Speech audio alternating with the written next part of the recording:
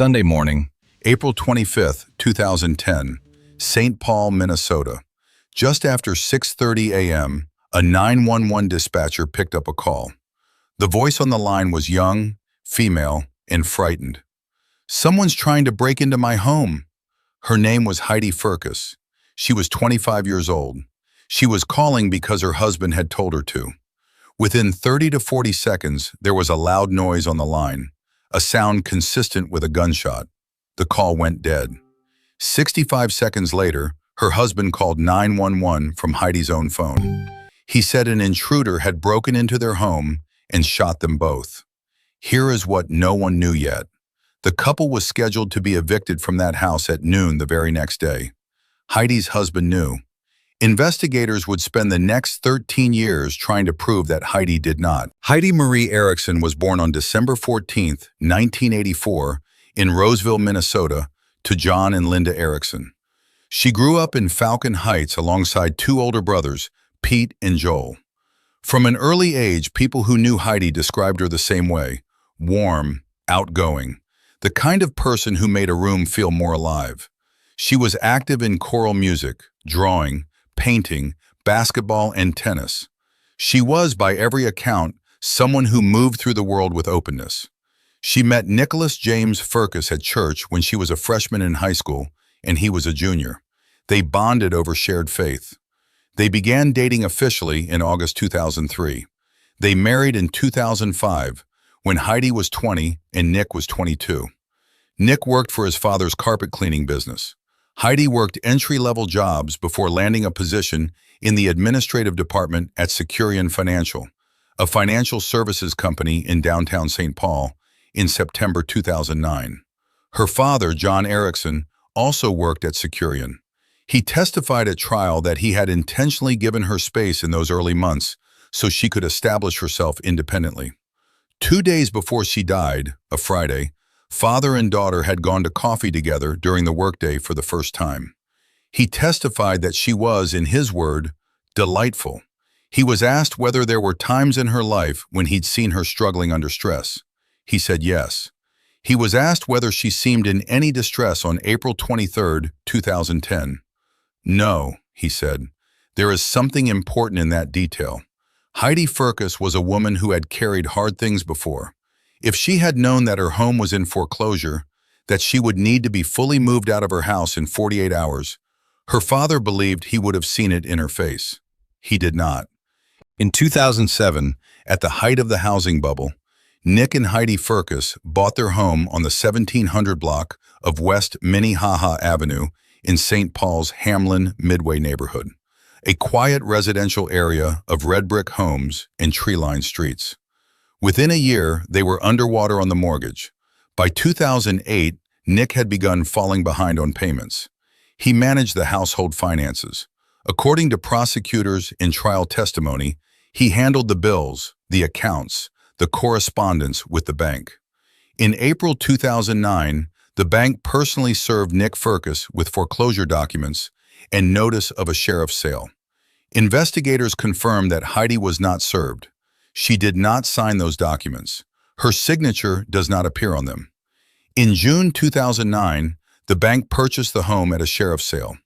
In March 2010, Nick attended an eviction hearing alone at a courthouse that was, investigators noted, a short walk from where Heidi worked. She did not appear. Nick signed paperwork agreeing to vacate the property by March 22nd. The couple did not vacate. Not long after, Nick moved his 20-gauge double-barrel shotgun and 2 shells from the basement to the bedroom closet. The new eviction date was set for April 26, 2010. A sheriff would physically remove them and their belongings at noon.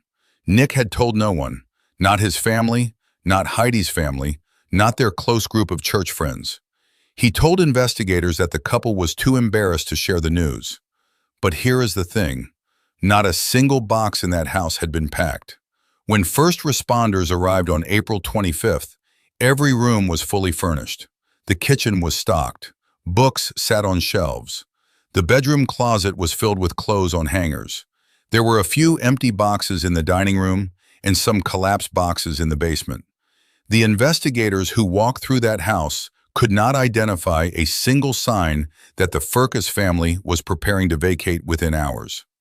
Take a second and think about all of that. If Heidi Firkus had known, if she had truly accepted that she needed to be out of her home by noon the following day, there would have been boxes. There would have been stress in her body the morning her father saw her for coffee. There would have been texts, emails, some trace of communication between her and Nick about what they were going to do. Investigators reviewed every text message and email they could obtain through search warrants. There was not a single message between Heidi and Nick about the foreclosure, the eviction, or a move. Not one. The night of April 24, 2010, Nick and Heidi ordered food, stayed in, and watched the movie Avatar. They went to bed around 11 p.m. The Minnesota Supreme Court's published opinion, based on trial evidence, describes the following sequence. Nick woke before Heidi. He went to the bedroom closet and loaded his 20-gauge double-barrel shotgun with 2 shells. When loaded, the shotgun's safety automatically engages. To fire it, a shooter must push that safety forward and deliberately disengage it. Nick did not call 911 from either of his cell phones, which were on his bedside table. Instead, he woke Heidi, told her that someone was fiddling with the front doorknob, and directed her to call 911 as they headed toward the garage. Nick did not take either of his cell phones when they left the bedroom. Heidi made the call. "Someone's trying to break into my home." The dispatcher confirmed her location, St. Paul. 30 to 40 seconds into the call, according to the Minnesota Supreme Court opinion, a loud noise consistent with a gunshot is heard. The call ends abruptly. The recording of that 911 call contains no sounds of a struggle, no third voice, no noise of a door being forced open, no sound of a confrontation before the shot. 65 seconds later, Nick called 911 using Heidi's phone. "Somebody just broke into our house and shot me and my wife." He said the intruder had been a black man, approximately 30 to 40 years old, wearing a dark, hooded sweatshirt. He said they had struggled for control of the shotgun. He said his finger slipped onto the trigger and Heidi was hit in the back. He said the gun discharged a second time and struck him in the leg. When first responders arrived, Heidi was found on the floor of the kitchen doorway. She had a single shotgun wound to her upper back. She was pronounced dead. Nick Firkus was transported to the hospital with a gunshot wound to his left thigh. He was released approximately 3 hours later. From the first hours, details did not fit. Officers who arrived at the scene found the front door open about an inch. There were no signs of forced entry on the doorframe, no torn paint, no torn wood. A police sergeant with experience in forced entries told the jury that prying a door open with a screwdriver would leave unmistakable damage. The marks on the doorframe were light, old, and painted over. There was no unidentified DNA on the shotgun, no unidentified fingerprints anywhere in the house. An entryway table just inside the front door, the exact spot Nick described as the location of his struggle with the intruder, was completely undisturbed. Neighbors were canvassed. A police dog searched the area. No one saw anyone running from the Firkus home. No suspicious vehicles were reported. Investigators from the St. Paul Police Department conducted a sound test 2 days after the shooting. An officer stood at the front door and rattled the doorknob for 15 seconds while 2 colleagues waited upstairs in the bedroom with the door closed. They could not hear the door from the bedroom. Nick had said he was in bed, half asleep, when he heard someone fiddling with the front doorknob. Then there was the neighbor. A man named Brandon O'Connor had been house-sitting next door that morning, caring for a neighbor's kittens. He told investigators that he had been awakened by noise that morning. He said he stuck his head out of his window and listened. He told investigators he had heard sounds he believed were gunshots. He said he saw no one leave the Firkus home.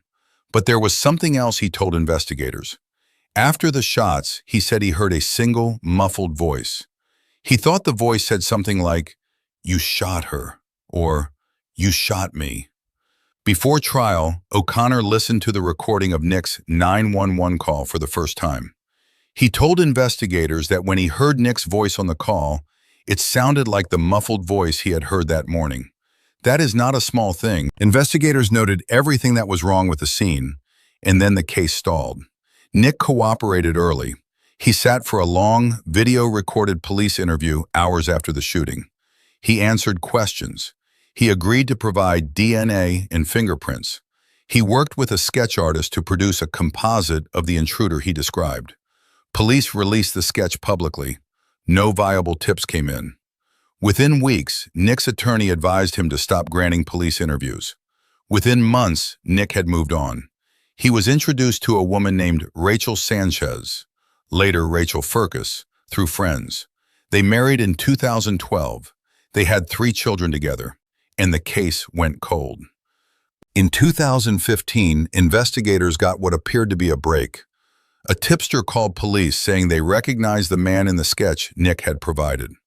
Investigators looked into it. The man in question had been in prison on the date of Heidi's death.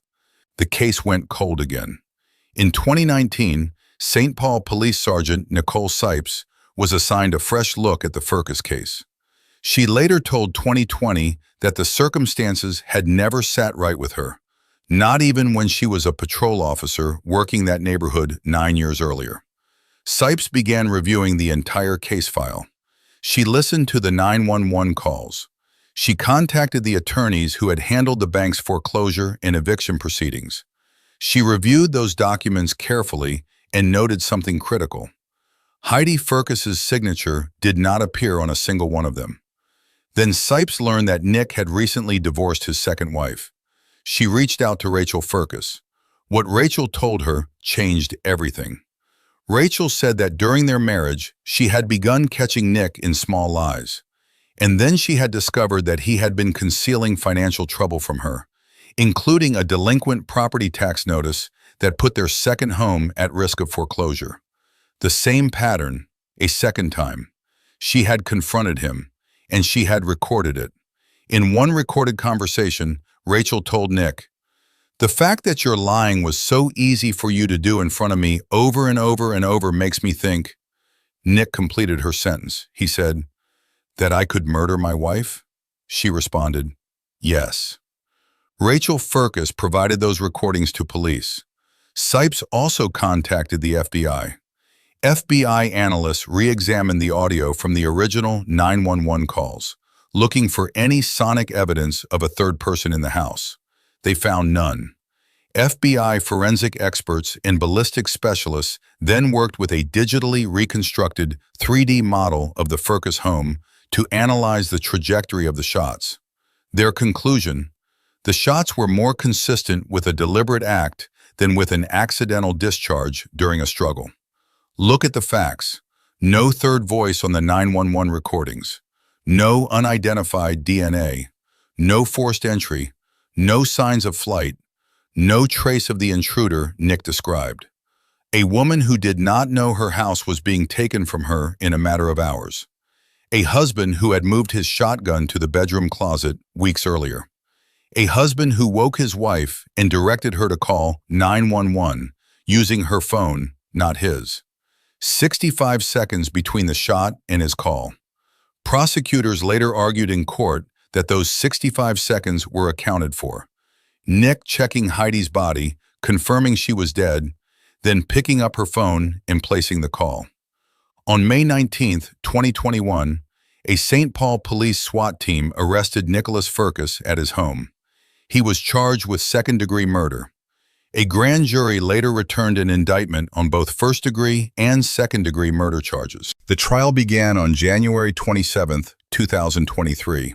It lasted 11 days. Prosecutors Elizabeth Lemin and Rachel Craker built their case on circumstantial evidence, thorough, methodical, and interlocking. The FBI's 3D model of the home was presented to jurors. Investigators testified about the foreclosure documents, the absence of Heidi's signature, the absence of packed belongings, the absence of any communication between the couple indicating she knew about the eviction. John Erickson testified about his daughter, that she was not a woman who hid stress, and that she had shown none 2 days before she died. Prosecutors argued Nick Firkus was a man who had built an identity around being capable, responsible, and church-going. He had bought the house. He managed the finances. He had projected stability. The foreclosure would have dismantled that image entirely. Prosecutor Lemon told the jury, Nick was desperate, ashamed, and had run out of time, and reality was going to come crashing down on him. The defense attorneys, Joe Friedberg and Robert Richmond, argued throughout that there was no direct evidence Nick murdered his wife. They told the jury the intruder story was real. They pointed to compression marks on the doorframe, arguing they were consistent with someone attempting to pry open the knob lock. They argued that Heidi had known about the foreclosure, that documents were in the home, that bank correspondence had been addressed to both of them. They argued that killing Heidi would not have solved Nick's financial problems, only made everything worse. Nick Firkus did not testify. The jury deliberated for 4 hours. On February 10, 2023, they returned a verdict. Guilty. First-degree premeditated murder. Second-degree murder. At sentencing on April 13, 2023, Nick Firkus addressed the court. He said, I do maintain and will maintain to my dying breath my innocence of this crime. The judge sentenced him to life in prison without the possibility of parole. Nick Firkus appealed. His defense argued the circumstantial evidence was insufficient and that the trial court had applied the wrong legal standard in denying his pre-verdict acquittal motions. The Minnesota Supreme Court heard the appeal and issued its opinion in February 2026. The court affirmed the conviction. The sentence stands. Heidi Firkus was 25 years old. She had been at her job at Securian Financial for less than 7 months. Her father worked in the same building. They had only just started having coffee together during the workday. She had grown up in a faith community, met her husband there, built her life around the people she trusted. She had no idea that the man she trusted most had been managing her quietly into a corner for years. The mortgage, the foreclosure documents, the eviction hearings, all of it handled behind a wall she never knew existed. The morning she died, Heidi was not running from a danger she recognized. She was responding to one her husband invented for her. She picked up the phone because he told her to. She walked down those stairs because he walked behind her. Sit with that. She never knew the financial picture. She never knew what her husband was capable of. She never got to walk out of that house on her own terms, start fresh, begin something new.